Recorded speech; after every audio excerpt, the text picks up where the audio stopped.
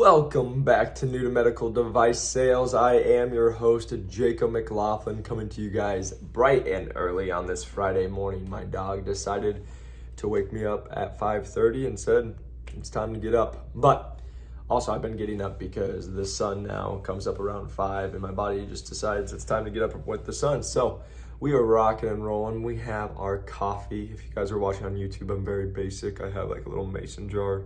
I'm doing it, but hey, gotta have your life juice every once in a while.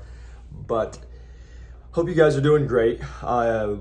If you guys haven't, press that like and subscribe button. If you guys are listening on the podcast, a 5-star review helps us grow this channel. And then you guys, I just really wanted to talk just for a quick second before we go into today, because today's episode is, I think, going to be really helpful for the fact of it's going to tell you everything not to do to get hired, because these are the most common mistakes that I see from people. I talk to people every single day, talk to people. It's been crazy lately. I don't know what's going on. More people have seen it, which is awesome. Everything's growing. But yeah, I've honestly been on it's been close to 50 to 60 calls probably in the last like 3 or 4 days. Like I tell you guys, I always get back to you if you reach out. I'm not kidding on that one. It's a lot for me. But again, that's why I'm here. I'm here to help. And again, I always tell people, as long as you guys come prepared, I will knock it out with you. But yeah, it has been crazy. But I did just want to talk real quick about the course. So excited for it to be out. Finally, I've had so much great feedback. Like I said, last week, we got people hired at a full-line sales rep at Johnson & Johnson, an associate at Johnson & Johnson, and then it was Olympus, Smith & Nephew, Medtronic, 2 at Stryker. This week was Stryker Sports Medicine. Have someone in the final stages of ConMed going in. It was Smith & Nephew again, and Medtronic. So again, it's been a lot of fun just seeing people get hired, do everything, but that's what my course is about. So if you guys don't know, for the first time, the course, the reason I made it was I got 4 job offers personally. I was a personal trainer. I got told a million times I needed to go get B2B sales experience. I needed to go to these other courses. And I just decided, hey, I'm not going to go spend all this money or go waste 2 more years of my life. And I just went hard, and 6 months later got 4 job offers from top companies. If you guys call me and you guys have talked to me, you know those companies. But again, I try not to put too much out on the podcast just for legal issues and safety. So, but yeah, I've been able to help myself. I've been able to help over 350 people at this point get hired, have screenshots of all of them. As you guys can see, if you go to the course, you'll see testimonial videos. But again, the one thing I really teach is how to be the 1% of the 1%. As you guys can tell, very blunt, I will get you it. I say this on the phone calls all the time. The reason I am the way I am is because it does not affect my life if you guys break in or not, right? And that's not being a mean thing. That's just saying that, whether you guys get in or don't get in, I'm still going to be living my life. I'm still going to be doing my thing. So the reason I put this stuff out there is because I want you to get in. And so what I would rather you do is get in and start crushing it and living the life you want, instead of act like you're trying, go through interviews and be discouraged for 3 years. That's what happens. He's making me a video and a testimonial. He tried for 3 years to break in, did the course, and in 2 months, he was able to break in.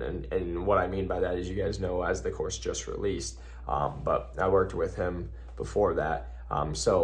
And everything that's in the course is what we worked on. So that's why I know it's trying, but I try to teach how do you be a 1% of the 1%. It's not good enough just to get an interview. How are you standing out in those interviews? Like I said, the person I beat, I actually had 180 people apply for the position I had. I was able to beat somebody who had 10 years experience in the device world, and I had none. Took a full line sales rep role, and the rest is history. And if you guys were watching my Instagram, you just saw that on Monday I got someone hired at Stryker. They were the candidate who won out of 130 people applied for that job. So that's why, again, we just teach people how to get jobs. So just want to talk about the course again. If you guys are interested, reach out, because I do have it capped. I'm not allowing a lot of people into it, because the people who sign up, it is a financial investment for your future, because you will be in med device. And as you guys have heard on this podcast, you can do very well. But I'm making it small so I can work and get those people hired. That's my goal. I'm not doing it to open it up so there's a bunch of people flooding in. No, I do it so it can be very personal.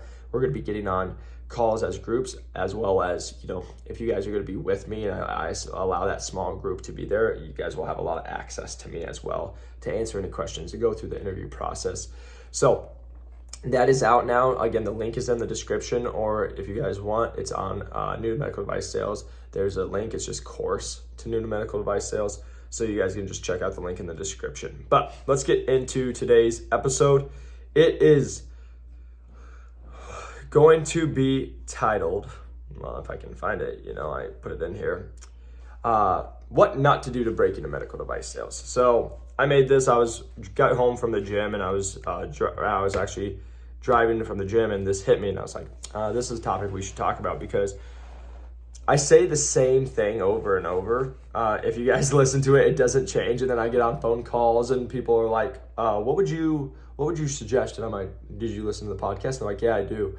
And then, just the other day, I had someone, they're like, what would you suggest? Should I just apply blindly to jobs? And I'm like, what does my podcast say? Network, and network, right? So again, that's where I just will give you guys some razz, because if you tell me you listen to it, I'm going to take it that you listen to it. And I literally say the same thing over and over on the podcast over and over. But let's talk about what not to do to break into medical device sales. So I have a little list of like what not to do. And the number one thing I have is when going through the process, you just want to make money. Because I was thinking about this the other day. If you just want this industry for money, not worth it. 100% not worth it. Because let me tell you why. It's too long. You sacrifice a lot. You do a lot, right? Like I tell people all the time, I was just having a conversation with somebody, I wear like 14 people's different hats. Like, it's not just I go and sell and that's it. Like there's selling, there's case support, there's customer support. When there's back orders, that's who I'm dealing with. When there's like going to do lunches, who's growing the territory, who's like, we run the trays. Like I'm also doing with emails every single day. I'm doing it in services. Like when you just add up like everything that you got to do, it is so much. And then when you put it on top of like, oh, and you got to grow the territory. Oh, and you got to convert doctors. Oh, you got to deal with, pissed off staff that you didn't sign up for, right? Like you walk in, I was joking around with one of my rooms yesterday. Like a lot of times I walk in, I was able to tell my doctor, she was telling me about one of our accounts was like, she's like, yeah, they've been rough lately. And I was like, yeah, you want to know my first experience? And she's like, yeah. And I was like, my first experience is like, I walked into that room and I said, hey, morning guys. And they looked at me and they said, what the hell are you doing here? And I was like, oh, I'm just here for the case. And they're like, we don't like you. We like your competitor better. And I'm like, I don't know what to tell you. Like my name's on the board, I pointed at it. And she's like, you're kidding me, right? And so we were just talking about that and we were laughing. But the reason I'm saying that is like, also, for example, like, the day before, so it would have been like Wednesday, I had cases that were supposed to go at 10:30 and 11.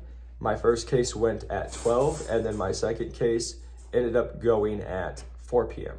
and just delayed. And so then you go back, like last night I didn't get out till about 6 p.m. and that case was supposed to start at 2:15. And it didn't start till way later. And so the reason I'm saying that is you think it's just going to be something quick. You think it's going to be something fast and you're good. And everybody thinks, oh, hey, I'm just going to come in. I'm just going to make a bunch of money and that's cool. It's not like that. You can make a bunch of money. That is true. But it's not like you are just hanging out with doctors and chilling. Like, let me just make this very, very, very clear. If you are breaking into medical device sales, you are going to work your face off. Now, after I lost half of you, right? Because you're like, I don't want to do that. That sounds horrible. But the other half that's still listening, that's the reality. Like everybody tells me, oh, I just want to make money. I just want to come in. Don't do this job then. Go do something else. Because you're going to work your face off. And if you don't like to work, you're not going to last. So I say that it's got to be more. There's got to be a passion. As you guys can tell when people talk to me, like I love this stuff. I get passion. I get passionate about helping people. I get passionate about this industry because it is a great industry. And every industry has their ups and downs, but like this overall, like you're helping people, you're saving life, you're making them better. You're working with some of the smartest individuals you will ever meet in your life. Like it is a cool industry. It's a cool experience. So I wanted to say that, but also in their interview process, it can't be just about money. I just talked to somebody the other day and they're like, oh, hey, I just want to break in. And I've talked about this. Like, you guys have heard some of the people on the podcast. You've heard my guests. Like, it can't be, if you just say it's about the money, who cares? Like, nobody's going to hire you, because let me tell you why. It can be a piece of it, like we've talked about. But if you just say, hey, I just want to make money, guess what? What about the person who's interviewing against you, who is supporting their family, and they have to make ends meet, and it's not a question? What about the person who lost their family member to what they're going to cure? That's what drives them, right? You guys just saying, hey, I just want to make money, cool. So does everybody, right? It's got to be a passion. It's got to be a drive. It's got to be something else, because my manager, we've talked about this, the first thing she does is check what's their why. And if it's not strong, if it's not like over the top, she's not interested, because I'll tell you why. Because when you work a 16-hour day and then you got to get on a plane, it's not worth the money. Like, because what you guys will learn, and I will talk about this, and I've talked about this before, but once you guys make, enough money to do the general needs, right? To like be able to pay rent, to get groceries, to do the stuff, it doesn't really matter. Like, yeah, it does, yeah, right? But like, I talk with people like, what's another 50 grand for me? And again, this is never a privileged place. This is just being honest. What's another 50,000? It's not life changing. It's like, okay, I might be able to invest more. Okay, I can maybe go buy, I can go buy a trip. I can go do, but like 50 grand doesn't change my life. And so that's what you really learn about real quick, is like, once you make enough money, and you can do the smart things, and then again, you do smart investing, all that good stuff, which I can do a podcast about at some point. But it can't just be about the money, because if you're doing it, you'll be like, well, work a 16-hour day, and then you'll go do another day, and then you're like, get yelled at by somebody, and it's just a rough couple of days, and you're like, well, screw this, I'll just go work something where I can make more money and work less, right? And there's always those options. So again, that's a long rant of why it can't be just about the money. If you just want to get in this for the money and that's it, you're not going to get hired. I can promise you that. And here's the bigger thing. If you did get hired, you're not going to last, because you'll deal with too much to be like, it's not worth it. I'd rather go make less money and not deal with the stress. So I really wanted to go on that because it's super important. Number 2, not following up. So we talk about this all the time. Every time you're getting on a call, every time you're reaching out to somebody, you should be doing a follow-up message. And let me tell you why, because here's the talk I have with everybody. I always tell you guys, it's not just to do it for fun. It's doing it because that's the job. Do the job to get the job. And so during this life, I don't just go see a doctor and be like, hey doctor, what's up? You want to use my stuff? Cool, bam, out. No, that doesn't happen. It's having conversations with the doctor, having conversations with the surgery scheduler, having conversations with the office manager, being able to have those open conversations, being able to follow up, hey doc, wanted to see about this, hey, or following up with the surgery scheduler, hey, I wanted to see if Dr. A has any cases coming up, where you go, right? You have to do that. You have to come and help create the opportunity. So again, it's no different than when you guys are interviewing, when you guys are going through the process, you have to follow up, because like I've said a million times, all the interview is they're seeing how you're going to act out in the field. Are you going to be professional? Are you going to follow up? Are you going to work hard? Are you going to do all these things that like is needed for the job to get the job? And then if you can do it and show it during the process, they're like, okay, we are more inclined to believe this person. Because I would always say this in my interview, talk is cheap. I can tell you whatever you guys want to hear. Like, that's cool. But my actions is going to prove it to you. And that's what I did. And that's when I could be like, I've reached out to over 3,000 people. I've talked to 180.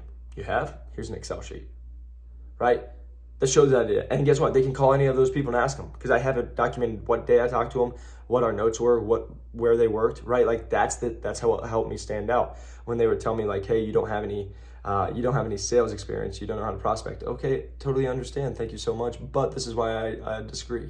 It's always respectfully, but be able to show. Like I tell people all the time. One of the things one of the interviewers told me, they're like, hey, you're in personal training, but you don't have any sales experience, and I don't believe you know how to like prospect and get in front of doctors. And I just smiled and I said, I totally understand, but during this process, I've acted like you're my doctor, because you're my VP, right? You're my doctor, and here I am sitting in front of you. And then I just let it silence, and then they'd be like, great answer, right? Like that's how you prove it. That's how you show it, right? It's being creative in that realm. But again, you have to follow up if you want to get into this field, because it's not just that, right? It's not just oh, I do it once and that's it. That's my job. I still follow up with people. I just followed up with 3 people this morning and it's not even 6:30, right? Like, it's just part of the job. Number 3, this is going to be the biggest one. And once I say this one, I might lose a lot of people, but it is what it is. Not work hard. If you don't want to break into this world, if you don't want to break in this world, just don't work hard. You just be lazy. That is most people. 99% of people, and that's just not med device. That's out of everywhere. Most people say they want things and then they just don't do them. And they're just lazy. They want the idea. Everybody likes the idea of making money. Everybody likes the idea of being with doctors. Everybody likes the idea of like calling yourself a medical device sales rep until it becomes the time to actually be a medical device sales rep. And I say that because, I just talked to one of my distributors, one of the girls I know. She was actually here, and the person that she hired did it for a month and quit because the lifestyle was too hard. And she had been trying to break in for months, right? And so like, that's what I tell you guys. Again, that's a different division, but it's something to be aware of, right? People think they want this and then you actually do it and you're like, oh, dang, right? So the other thing is I tell people, you have to work hard. You have to be on top of stuff because that's this industry. You're waking up. Like, my mornings usually start at 5:30, 6 in the morning. And I have to have my phone. I've gotten calls at 5:30 in the morning because I cover 2 states. I'm getting called by surgeries going on in my other state at 5:30 in the morning. I got to be there. And then I'm running all surgeries. Like, last Friday, I tell people I had 7 surgeries and I drove over 200 miles like in a day, and I was covering cases, going to other cases, grabbing equipment, like going everywhere to make everything happen. And so again, I say this because you guys know this. I've said it on the podcast. Most people do the least amount of work for the biggest payout, and it's the opposite. You got to be the hardest worker in the room. You got to do the most, because if you do that, you will be the best. You will get rewarded. Like, that's what I always get so passionate about. As you can hear in my voice, it's like people think I'm going to do the bare minimum and then I'm going to get rewarded. Screw that. No, you're not. You know what's going to happen? Employers, because trust me when I say this, I work with people who employ people. Those people will look at them, and same with corporate businesses. They're like, that's the person if we need to get rid of, that's who we'll get rid of. Because they don't do very much. They ask for raises. But guess what? If you make yourself to where you're one of the best, you work hardest, you don't do anything, guess what they do? Oh, that person's working their butt off, they deserve a raise. They give you the money, right? So it's no different in med device sales, because as you guys know, and we've talked about this is a career in an industry that's going to reward you for what you do. So if you're working hard, guess what? Good things are going to happen in your territory, and guess what? You're going to get financially reimbursed. That's what happens. But if you're somebody who's just like, I'm just coming by to do the bare minimum, I just want to skate by, it just sucks. And I say that's why I get so passionate when I'm on this, and reps will reach out to me. They're like, oh, I think you should take it easy, and I'm like, I know reps, the experience means nothing. And what I mean by that, yes, it does, for the fact of you need to learn, and it's always a growing thing. Yes, I understand that. But what I also say is I've had this talk with reps. There's reps in 2 years I've made more money than they've been in for 10 years and they've never made it. And I'm like, why would it, you just barely get by. You're just doing enough not to get fired. Like that, in my opinion, I think that's just stupid.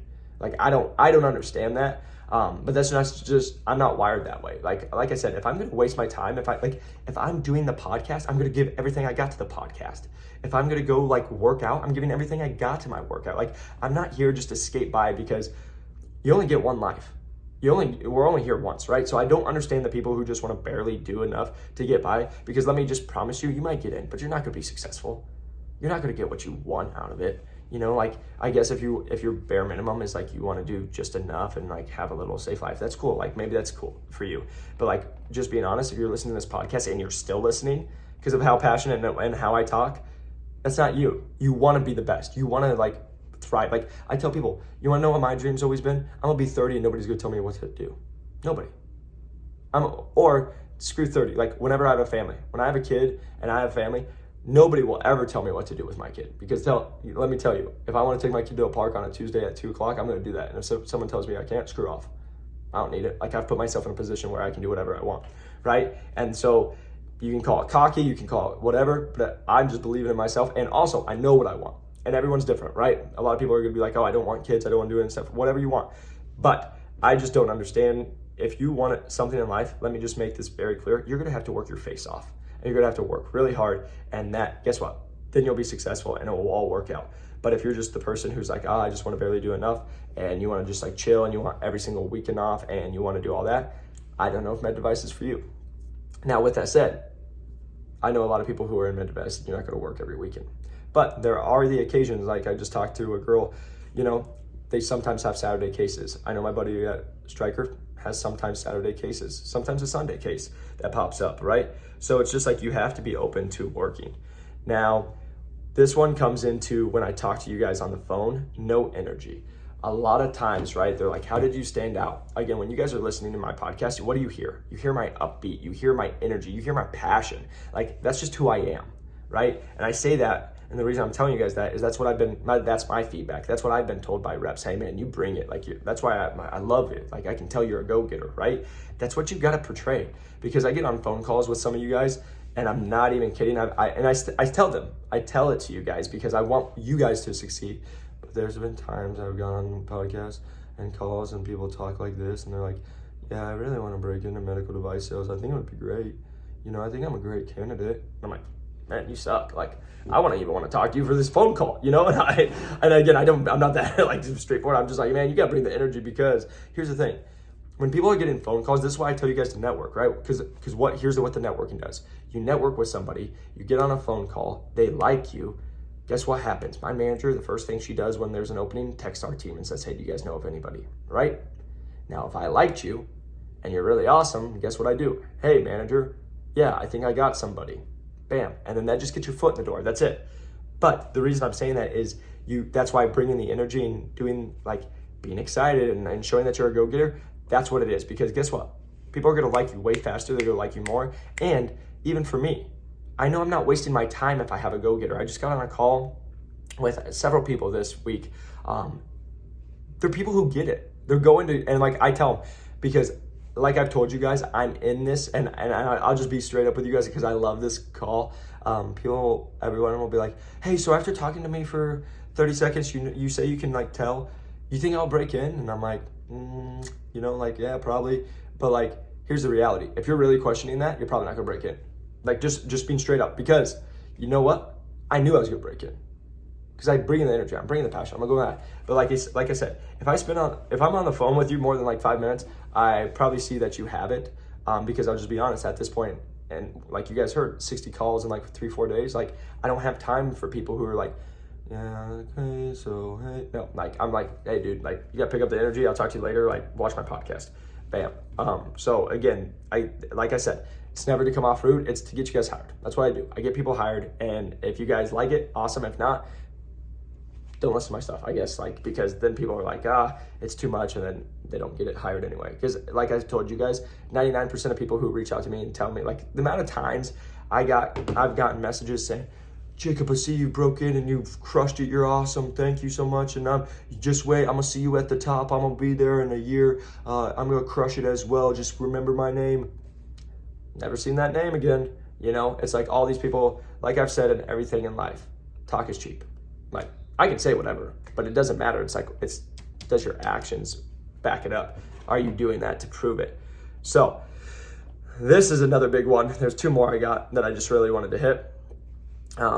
Let's go with this one. Make excuses. Making excuses. Extreme ownership is the way you get hired, right? If you make excuses, if you don't want to you just keep telling people that why you won't be successful, why it's a problem. I see this all the time. It just happened the other day for me, and I talked about this with like SPD. There's been times SPD has screwed up my tray and it delayed my case, and the doctor was mad, right? And it actually just happened to me the day I made that story on my Instagram. That day it happened, right? And there's 2 things I can do.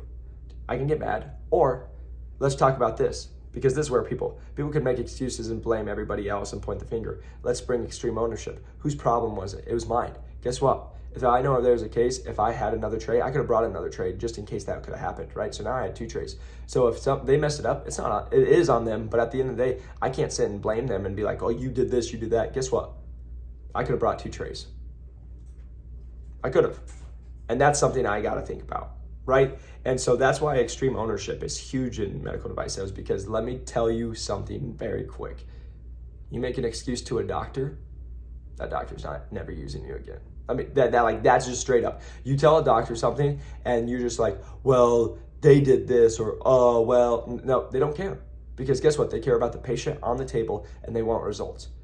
Your excuse of why it's not ready, or your excuse of why you don't know, is not a good enough answer. They don't care about it. They need results. That's what this is for. So you guys, if you're somebody who makes a lot of excuses, it can be rough. So don't do that. And I guess is the easiest way to do. And last one, I just wanted to hit on this one because I had a great talk with a girl. She's considering doing the course now. But yesterday we talked about, she's in a position that doesn't financially pay a lot. And she's looking at making medical device sales. And she's got great background and great experience. And we had a good conversation. And my conversation was, this last point is playing the victim. You can't play the victim. If you don't want to break into medical device sales, play the victim role. And what I mean is everything is too hard, or everything is always somebody else's fault, but you're like the one who's like, oh my goodness, my tray's messed up, but now I'm not, right? Like it's that. And I'm just gonna be straight up with you guys. This is never a smash, but what I've told her, and she agreed, right?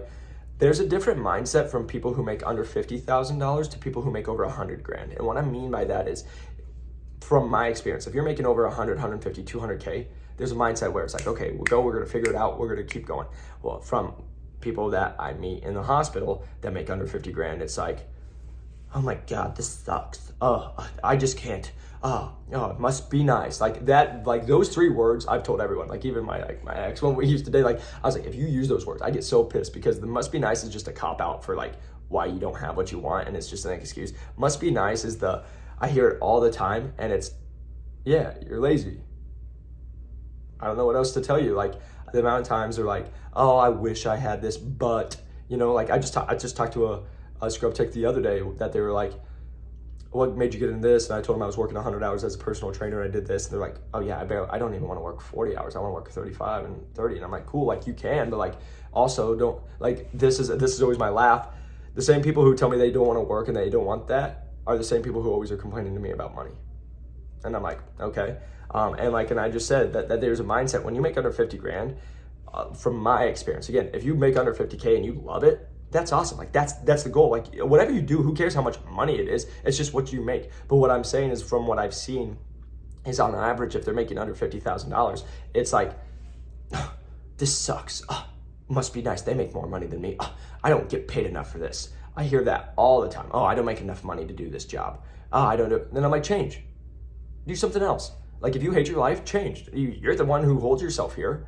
There's a million jobs open. You can go work at I hear all the time, but like Target out here's hiring for $25. Like, you don't like this? You can go make money, work at Target and stock shelves. Like, go do that. Like, you're the one who's in control. And so I'm just saying that is like, as you guys can tell, I get passionate about it, because I'm like, people will make excuses why they're not where they want in life, but they blame every other person. And that's like, for me, I'm the worst person to do that with, because if you guys go back, you look at my life, and if you ever knew where my family comes from, that's a bull crap answer. Like where I'm at now, and I'm very different from my family, but you are the only reason you're successful or not.